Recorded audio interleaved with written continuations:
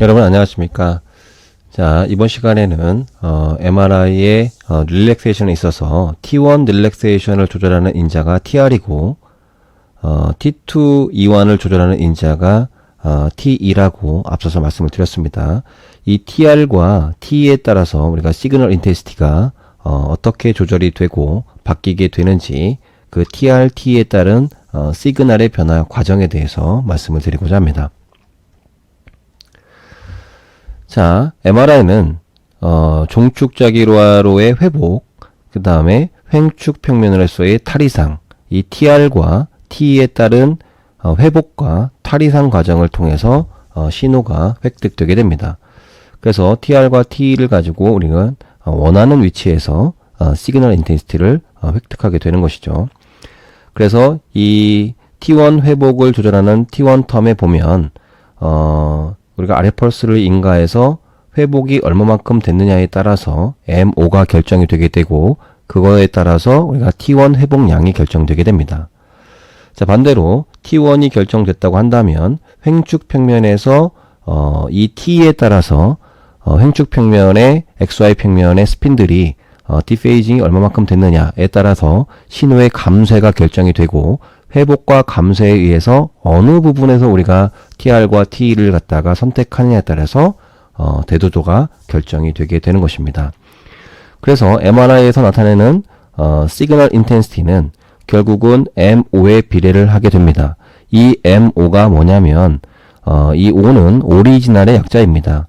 그래서 아래 펄스를 맞기 이전에는 종축자기와의 총량이 MO가 되는 것이고 아래 펄스를 맞게 되면 이 종축자기화가 횡축자기화로 풀립이 되기 때문에 MXY 평면의 스핀 벡터의 총량이 결국은 MO가 되는 것입니다. 그래서 제가 회복되는 MO의 량, 그 다음에 디페이징 되는 MO의 량을 어느 부분에서 결정하느냐에 따라서 그 프로톤 덴시티가 결정이 되게 되고 그 조직의 시그널 인텐시티가 결정이 되게 되는 것입니다. 그래서 우리는 TR과 T를 통해서 T1 컨트라스트, T2 컨트라스트를 낼 수 있게 되는 것입니다. 자, 그래서 시그널 인텐시티는 결국은 프로톤 덴시티의 영향을, 즉 비례를 받게 되는데 그 프로톤 덴시티는 앞서 말씀드렸다시피 T1 텀이 있고 T2 텀이 있습니다. 그래서 T1의 회복량, T2의 탈이상량이 얼마만큼이냐에 따라서 결국은 프로톤 덴시티가 결정이 되고 그 프로톤 덴시티가 결국은 시그널 인텐시티를 조절하게 되는 것입니다. 자, 요 NH가 프로톤 덴시티입니다. 그러면 먼저 T1 시그널에 대해서 한번 알아보도록 하겠습니다. 자, 여기서 우리가 T1에 대한 회복량을 보면 1-exponential T1분의 TR이 되겠죠. 자, 이때 요 1이라고 하는 것은 라디오 프리퀀시를 경험하게 되는 라디오 프리퀀시를 경험한 공명된 스핀, 종축자기와의 총량이 되는 것입니다. 그때 얼마만큼이 회복이 될 것이냐에 따라서 T1 시그널이 결정이 되게 됩니다. 자, 만약에 TR을 갖다가 무한대로 늘려줬다라고 한다면 TR이 길다는 것은 앞서 말씀드린 대로 종축자기화로 회복할 수 있는 시간을 충분히 주겠다. 무한대로 주겠다는 것은 모두 회복을 돕겠다라는 거가 되는 거죠. 즉 TR이 무한대라는 것은 횡축 평면으로 내려갔던 스핀들을 모두 회복시키겠다라는 뜻이 되겠습니다. 결국은 이 익스포넨셜 값이 무한대로 된다는 것은 결국은 1로 회복을 시키겠다라는 겁니다. 즉 1이 뭐였냐면 결국은 총 아래 펄스가 인가받기 전의 양이었죠. 그래서 익스포넨셜 값이 1이 될 때, 즉 T1에 대한 회복 값이 1이 될 때 2의 마이너스 1은 0이기 때문에 결국은 회복이 모두 되어서 처음에 아래 펄스를 인가받기 전의 양으로 돌아왔다. 결국은 라디오 프리퀀시를 인가받고 공명된 최초의 MO로 돌아오게 된 것입니다. 자, 그래서 이때는 T1 이펙트가 나타나지 않는 겁니다. 왜냐하면 T1 이펙트라고 하는 것은 앞서서 말씀드렸다시피 쇼TR 범위, 즉 완벽히 회복이 되지 않은 범위에서 이완 시간이 빠른 조직과 느린 조직 간의 차이를 보는 것인데 100m 달리기를 했을 때 돌아올 수 있는 시간을 충분히 준 거죠. 완벽히 끝까지 준 것입니다. 그렇기 때문에 모두 회복이 되었기 때문에 이완이 모두 이루어졌기 때문에 이완 시간이 빠른 조직과 느린 조직 간의 차이를 볼 수가 없다. 이렇게 말씀을 드릴 수가 있겠습니다. 자, 반대로 TR을 0으로 했다는 것은 RF 펄스를 인가받고 난 다음에 TR을 0으로 줬다는 것은 회복할 수 있는 시간을 전혀 주지 않았다는 것을 의미합니다. 즉 RF 펄스를 맞고 RF 펄스를 끄는 직후가 되겠죠. 아직 TR이 0입니다. 자, 이때는 언제 뭐냐? RF 펄스를 인가를 받은 종축자기와 벡터가 횡축 평면으로 풀립이 되었는데 이때 올라올 수 있는 시간을 전혀 주지 않았다라는 것입니다. 아직 회복이 전혀 되지 않았기 때문에 종축자기화로의 회복이 전혀 없게 되는 것이죠. 이 상태에서는 RF 펄스를 받는다고 하더라도 내려가서 신호를 낼 수 있는 종축자기화 양이 없습니다. 이 상태에서 RF 펄스를 맞는다면 바로 포화 상태가 되는 것이죠. 즉 회복된 양이 0이다. 2의 마이너스 0승은 1이기 때문에 최초의 RF 펄스를 경험해서 횡축자기화로 넘어간 벡터가 1이었는데 그 1이 지금 올라오지 못했다. 모두 세츄레이션 됐다. 결국은 아직까지 횡축 평면에 남아있다라는 것을 의미하게 됩니다. 따라서 이때는 시그널을 내지 못하는 상황이 벌어집니다. 왜냐하면 얘네들이 회복을 해야지만이 다음 RF 펄스를 경험하게 되고 신호를 발생하게 될 텐데 모든 스핀이 횡축 평면에 남아있기 때문에 신호가 발생되지 않게 되는 것입니다. 자, 그래서 너무 긴 TR을 준다는 것은 T1 이펙트가 감소한다는 것을 의미하게 되는 것이고 TR이 너무 짧다는 것은 신호가 발생되지 않는다는 것을 의미합니다. 따라서 신호가 발생이 어느 정도 되면서 T1 컨트라스트도 회복될 수 있는 TR의 범위를 설정해야지만이 우리가 T1 컨트라스트를 정확히 나타낼 수 있다. 그 범위가 대략 450에서 한 700ms 요 사이가 바로 T1 컨트라스트가 가장 좋은 TR의 범위가 되겠습니다. 자, 반면에 T2에 대한 시그널을 살펴보도록 하겠습니다. 자, T2에 대한 시그널은 횡축 평면으로 향했던 스핀들이 디페이징, 즉 탈이상이 되는데 걸리는 시간을 우리가 T2라고 말씀을 드렸죠. 이 T2, 탈이상이 되는 시간에 따라서 시그널이 결정이 되게 됩니다. 자, 만약에 T2가 0이라고 한다면 RF 펄스를 차단하고 디페이징이 되는 시간을 전혀 주지 않은 것입니다. 자, 이때는 스핀들이 모두 동이상 상태를 이루고 있습니다. 우리는 RF 펄스를 맞고 죄송합니다. 종축자기화가 횡축자기화로 넘어갔을 때 인페이지 상태에서 신호가 가장 강하게 나오는 것이죠. T를 전혀 주지 않았다는 것은 물론 제로 T는 있을 수가 없지만 가정을 하는 겁니다. T를 전혀 주지 않았다는 것은 스핀들의 탈이상이 전혀 이루어지지 않았다는 것이고 그렇기 때문에 신호가 가장 강한 상황입니다. 그래서 T2가 제로라는 것은 2의 마이너스 0승은 즉 1이죠. 즉 모든 스핀들이 횡축 평면에 남아있다. 자, 이때는 No T2 이펙트, 제가 잘못 적었네요. T2 이펙트인데 자, T2 이펙트를 내지 못합니다. 신호는 가장 강하겠지만 이때는 횡축 평면으로의 탈이상이 없기 때문에 전혀 스핀들 간의 그 컨트라스트를 낼 수가 없다. 그래서 T2 이펙트가 전혀 나지 않은 상황이다. 이렇게 말씀드릴 수가 있겠습니다.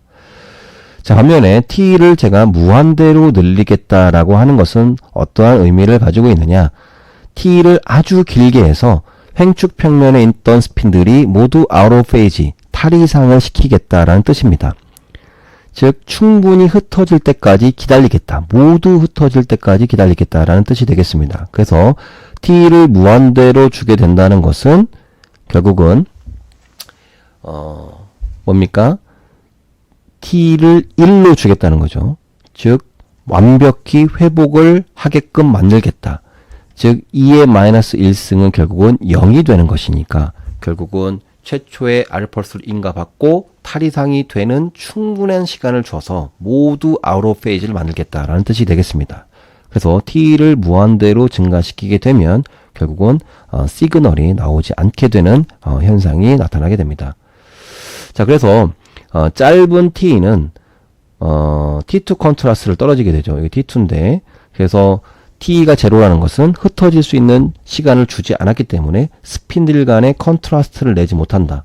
그래서 t2 이펙트를 내지 못한다는 것이 되겠습니다. 하지만 t가 무한대, t가 너무 길어지면 신호가 나오지 않게 되는 것이죠. 그래서 완벽한 탈이상이 일어나서 신호가 나오지 않거나 너무 짧은 t를 줘서 t2 컨트라스트가 나오지 않는 영역을 피해서 적절한 t 범위를 설정해서 우리는 적절한 SNR과 그 다음에 컨트라스트를 보장받아야 된다. 이렇게 말씀을 드릴 수가 있겠습니다. 자, 그래서 우리가 각각의 조직들을 보면 여기에 FAT, 화이트 매터, 그레이 매터, CSF가 있죠. 우리가 어디에서 TR을 설정할 것인가에 따라서 컨트라스트가 바뀌게 되는 것입니다. 자, TR이 1일 때는 지금 이 컨트라스트 차이가 많이 나지 않죠. TR이 2일 때 여기서 컨트라스트가 가장 많이 차이 나고 그리고 TR이 너무 길 때도 컨트라스트 차이가 나지 않습니다. 자, 그래서 보면은 TR이 너무 짧을 때는 컨트라스트도 많이 차이 나지 않지만 충분히 회복량을 주지 않았기 때문에 다음 알펄스를 맞았을 때 내려갈 수 있는 스핀의 양이 없습니다. 따라서 이렇게 SNR이 떨어져서 영상을 구성할 수 없게 됩니다. 그리고 두 번째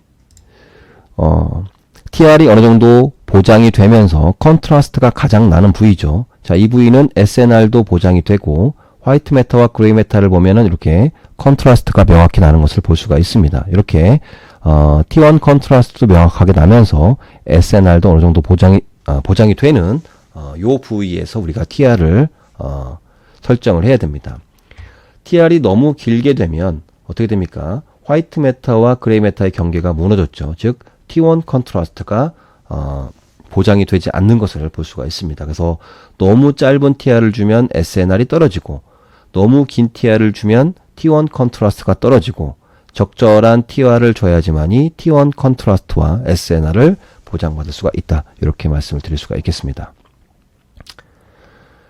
그래서 앞서 말씀드린 대로 너무 TR이 짧으면 로우 시그널, 그 다음에 로우 컨트라스트를 나타내게 되는 것이고 그 다음에 긴 TR을 설정하게 되면 로우 컨트라스트에 하이 시그널을 내게 되는 겁니다. SNR이 좋다는 것이죠.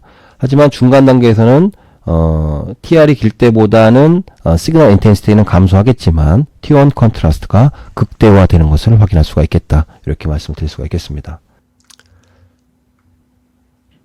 자, TR이 결정이 되고 다음과 같이 T가 결정이 되면 우리가 이미지가 형성이 되는데 다음과 같이 T가 짧으면 T2 컨트라스트가 나지 않게 되는 것이죠. 그 다음에 우리가 일반적으로 사용하는 T2의 범위를 사용하게 되면 T2 컨트라스트가 아주 높게 나타나게 됩니다. 반면에 T가 너무 길게 되면 오히려 SNR이 떨어지게 되죠. 그래서 T2 컨트라스트가 떨어지는 현상을 보이게 됩니다. 그래서 T가 너무 짧으면 다음과 같이 물과 조직 간, 그 다음에 조직 간의 대조도가 떨어지는 것을 확인할 수가 있겠죠. 그 다음에 T가 우리가 사용하는 롱 T 범위에서 T를 설정하게 되면 티슈 간에 그 다음에 물과 티슈 간에 이러한 컨트라스트가 적절하게 구성이 되는 것을 확인할 수가 있습니다. 반면에 우리가 사용하는 T 범위를 넘어서게 되면 마치 물이 훨씬 밝게 보이고 그 다음에 조직이 어둡게 보이는 것처럼 보이긴 하나 조직 간 대조도를 보면 오히려 컨트라스트가 떨어지는 것을 확인할 수가 있겠습니다. 이것은 너무 긴 T를 사용함에 따라서 우리가 탈이상이 너무 급격히 일어나서 너무 SNR이 떨어지기 때문에 오히려 T2 컨트라스트가 떨어지는 그런 효과를 나타낼 수가 있다. 그래서 우리가 T2 웨이티드 이미지가 롱 TR 롱 T이지만 그 롱 T의 범위가 우리가 통상적으로 사용하는 롱 T의 범위여야지 너무 긴 T는 탈이상이 너무 급격히 일어나서 오히려 T2 컨트라스트가 떨어질 수 있다. 이렇게 말할 수 있겠습니다. 자, 결론적으로 우리가 short TR, 저기 TR이고 저기 T이니까 short TR, long T에서는 TR이 짧고 T가 길기 때문에 SNR이 구성이 되지 않겠죠. 그 다음에 long TR, long T는 T2 weighted image, short TR, short T는 T1 contrast, long TR, short T는 프로톤 덴시티 이미지가 되겠죠. 우리가 롱 TR이라고 한다면은 우리가 통상적으로 사용하는 롱 TR 범위에서 사용을 해야 되는 거지, 앞서서 이미지에서 확인했다시피 너무 긴 T는 오히려 T2 컨트라스트를 더럽힐 수 있다, 이렇게 말씀드릴 수가 있겠습니다. 마찬가지로 T1도 마찬가지겠죠. 너무 짧은 TR은 SNR이 너무 떨어지기 때문에 오히려 T1 컨트라스트가 떨어지는, 즉 영상이 구성이 잘 되지 않겠죠. 그래서 우리가 적절한 T1과 T2 범위를 알고 그에 따른 설정을 해줘야지만이 우리가 아이디얼 이미지를 얻을 수 있을 것이다, 이렇게 생각이 되어집니다. 자, 오늘은 TR과 T에 따른 시그널 인텐시티가 어떻게 구성이 되는지에 대해서 알아봤습니다. 자, 끝까지 경청해 주셔서 대단히 감사합니다.